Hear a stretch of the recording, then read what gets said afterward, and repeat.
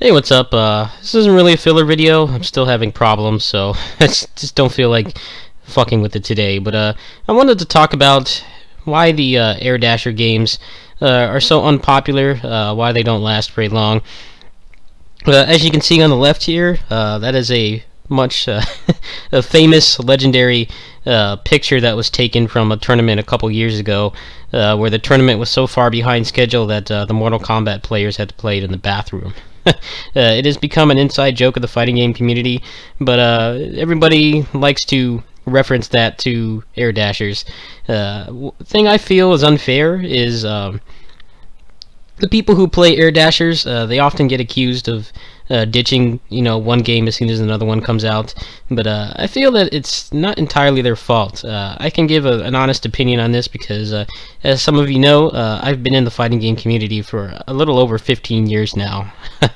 So pretty much right around the time that Marvel 1 was dying and Marvel 2 started to come into play is when I started getting into things. Guilty Gear X on Dreamcast. I think one of the things that really kills air dashers prematurely is Arc System Works. As much as I love Arc System Works, I don't really care for the more slower paced fighting games. I feel that they are partially responsible for killing their game so fast. The reason for that is they released them too close to each other. As you may know, the Persona 4 Arena sequel came out a couple months ago, and now that is, seemingly dying down a little bit just because Guilty Gear Xrd came out. The problem with their games is they don't give their games time to breathe. As soon as people, start developing a metagame into, one game, another one is out a couple months later. Or you have cases like the BlazBlue announcement, which dropped today, which apparently they're going to make everybody who played that game, they're going to make them buy another $50-$60 disc, which is ridiculous for a balance patch, which nobody in Japan seems to like, and 2 characters. That's a lot of money to pay.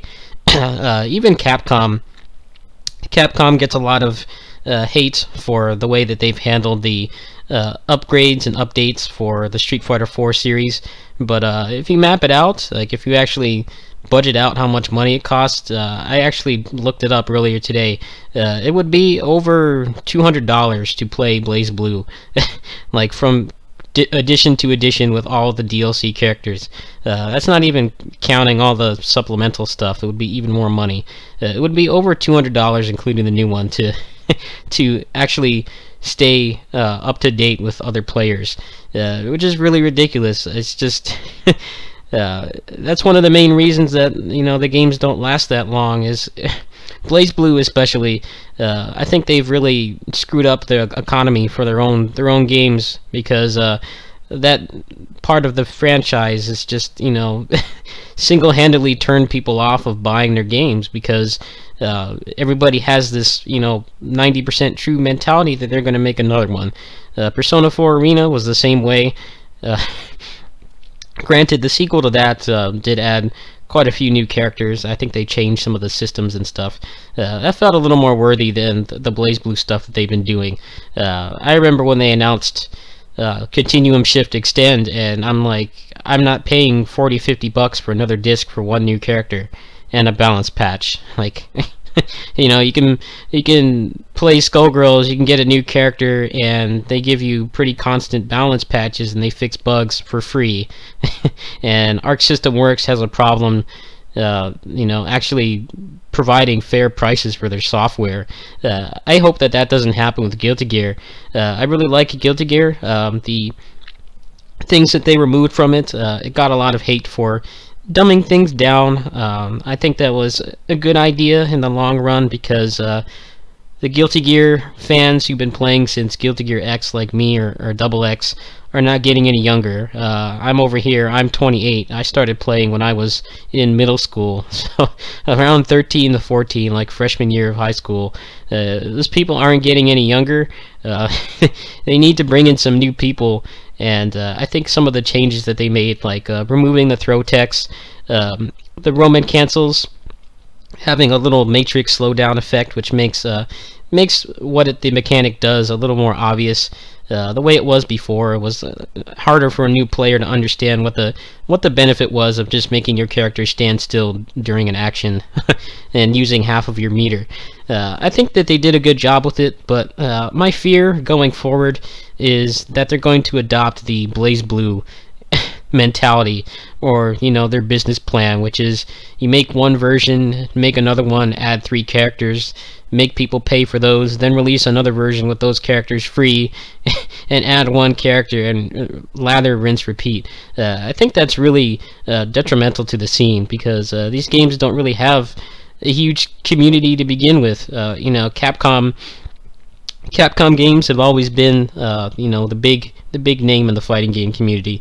Everything else is under that to varying degrees. There's stuff like King of Fighters, which is, big in non-American parts, in South America, Europe, and stuff like that, but it's not really played much elsewhere. There's stuff like Arcana Heart, which is pretty much played nowhere because the latest version is a full disc upgrade with no new characters and no crossplay. I think what they need to do moving forward is they need to just use a Skullgirls-like approach, where they update the game every time that they add a new character. It changes the game, and you can get the character for free. Obviously, Arc System Works is probably not going to do that because they're not an indie studio; they can't afford it. But I would like to see them just do DLC updates for 1 version of the game, maybe two versions tops, like if there's like a huge overhaul. Obviously with Guilty Gear, it's pretty obvious they're going to be doing another version, at least 1 more.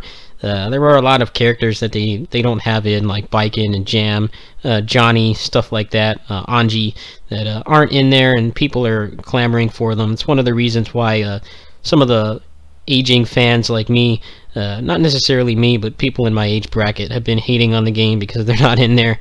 It's pretty obvious that they're going to make another version, but I hope that they actually put some thought into maintaining their community, because right now it just feels like, why should I bother playing this if they're going to make another version that's just going to change everything, and it's going to cost the same price, and it's going to make the other one obsolete. I think they really need to fix that, because they don't have a huge audience of people. Apparently, I've been reading about it in Japan. They've been trying to have beginners tournaments for Guilty Gear XR. It hasn't been going over too well. Even with all the things that they simplified, I wouldn't really say dumbed down. The game's still very deep from what I played of it. It's still overwhelming for newer players. They feel like they have to catch up on what's over 15 years of mechanics history at this point. I don't know what's going to happen. I just kind of wanted to make this video. I know a lot of people hate on the airdasher scene without actually being in it. For me, it's not really hate. It's just I just wanted to give some information about why the games die so quickly. A lot of it is simply because they're made by the same developer, and they don't have an idea of how to stagger their releases. I'm sure if Capcom was still in what people call the golden age of their fighting game franchises, those games are coming out really often, sometimes 2-3 a year. I remember the same thing happening back then. Capcom Fighting Jam came out at my local arcade, and the game got played for like a month, and then everybody just went back to Marvel and CVS 2.